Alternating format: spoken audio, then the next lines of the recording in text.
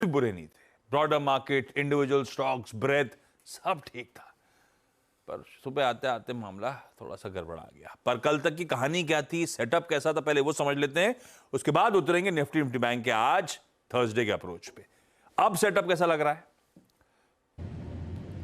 Setup ठीक है आशीष, और जैसा आप कह रहे थे कि एशिया भी थोड़ा बहुत इंप्रूव कर रहा है, और आई थिंक गिफ्ट निफ्टी पे डिसअपॉइंटमेंट थोड़ी इस चीज की ज्यादा है कि हम डाउ फ्यूचर्स को पॉजिटिव लेकर गए थे और फाइनली जब हम आए हैं तो हाई से स्लिप हो चुके हैं। लेकिन मेरा ये मानना है कि इंटरडे में मार्केट में आज भी रिकवरी आनी चाहिए और बाय ऑन डिप्स का ट्रेड भी वर्कआउट होगा।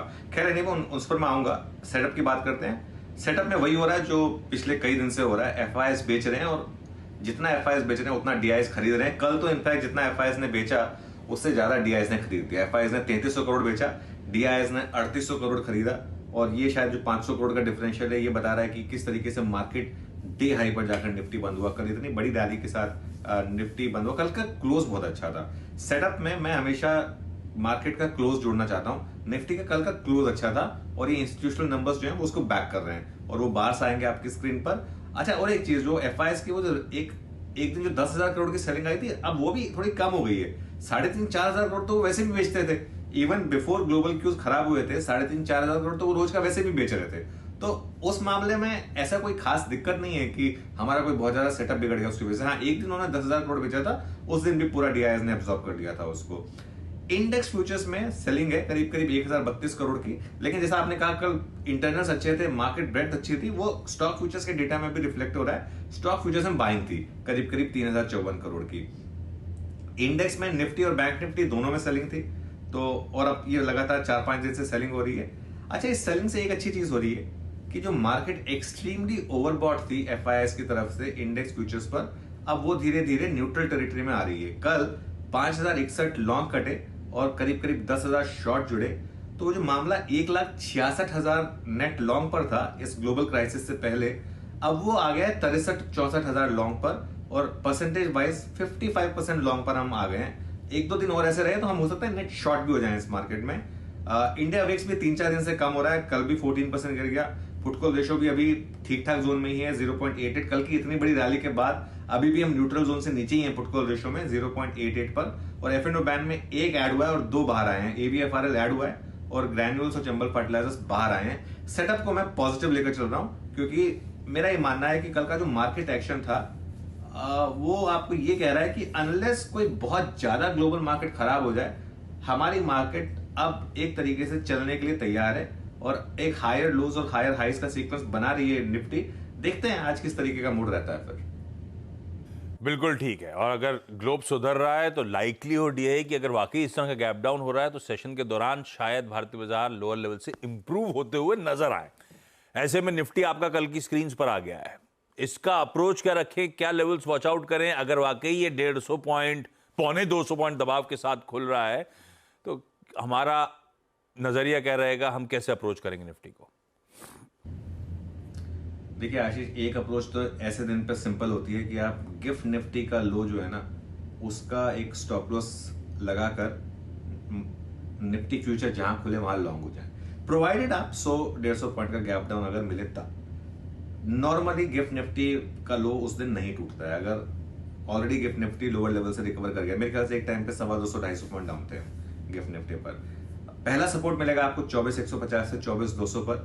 भले उसके नीचे खुलने की तैयारी हो रही है लेकिन एक बार देख लेते हैं। एक्चुअल ओपनिंग ऑप्शन बेस्ड है ये और कल का लो भी है यहाँ पर। और फिर बड़ा सपोर्ट तो आपका जो लास्ट 2 दिन का लो, मंडे और ट्यूसडे का लो 23,893 से 23,960।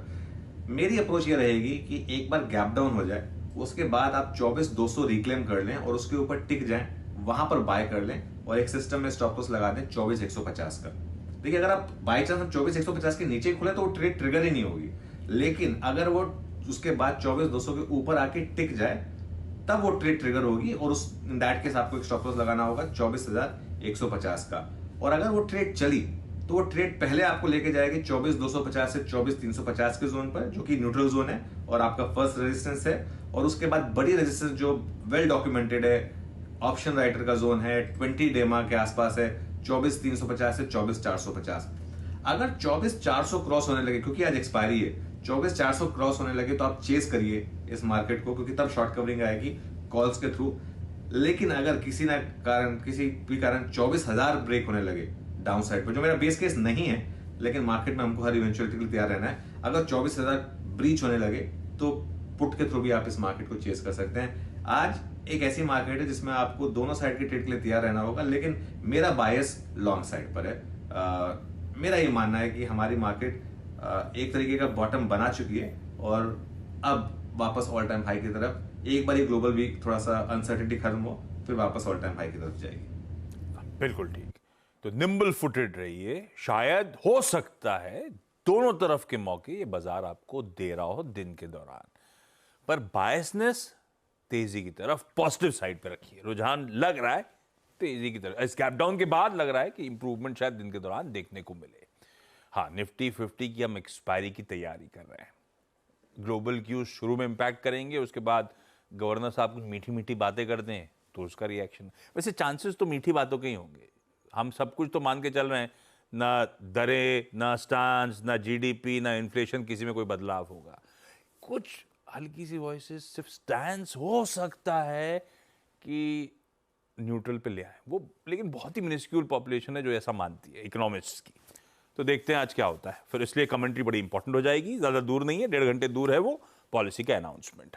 निफ्टी बैंक, कल अगर निफ्टी 24,300 पे बंद हुआ था तो निफ्टी बैंक भी फाइनली क्लोज तो 50,000 के ऊपर होता हुआ नजर आया। क्या लेवल्स वॉच आउट करेंगे, इसका टेक्सचर कैसा लग रहा है? आशीष देखिए, निफ्टी बैंक से थोड़ा दूर रहिए। एक तो पॉलिसी भी है और दूसरा स्क्रीन पर ये कोई बहुत शानदार मोमेंटम दिखा नहीं पा रहा है, तो इसके लिए मेरे ख्याल से कुछ टाइम के लिए निफ्टी बैंक से दूर रहिए।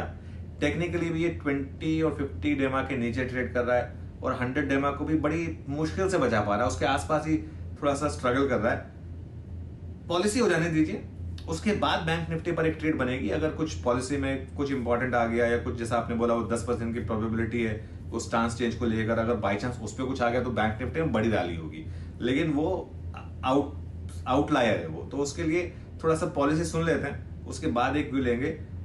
लेवल्स बेस अगर आपको ट्रेड लेनी है तो 51,000 के ऊपर जब तक बैंक निफ्टी नहीं निकलेगा तब तक कॉन्फिडेंस नहीं आएगा बैंक निफ्टी में, क्योंकि बैंक निफ्टी अब इतना वीक हो चुका है और प्लस आज पॉलिसी भी है। इसके लिए मैं आज बैंक निफ्टी पर कोई ज्यादा बड़ी अप्रोच लेके चल नहीं रहा हूं, क्योंकि ये डांट फेंकने वाली बात है। आप बोल दें कि ये लेवल डिफेंड हो गया तो रैली आएगी, ये मुझे लग रहा है कि पॉलिसी का बहुत बड़ा इंपैक्ट बैंक निफ्टी पर आएगा।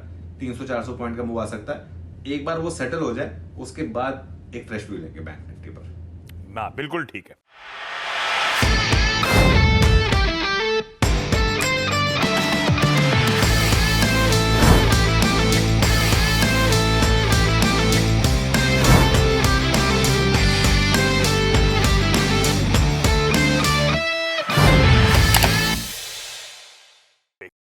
बता दें कि मनी कंट्रोल पर दिए गए विचार एक्सपर्ट्स के अपने निजी विचार होते हैं। वेबसाइट या मैनेजमेंट इसके लिए उत्तरदायी नहीं है। यूजर्स को मनी कंट्रोल की सलाह है कि कोई भी निवेश निर्णय लेने से पहले सर्टिफाइड एक्सपर्ट की सलाह लें।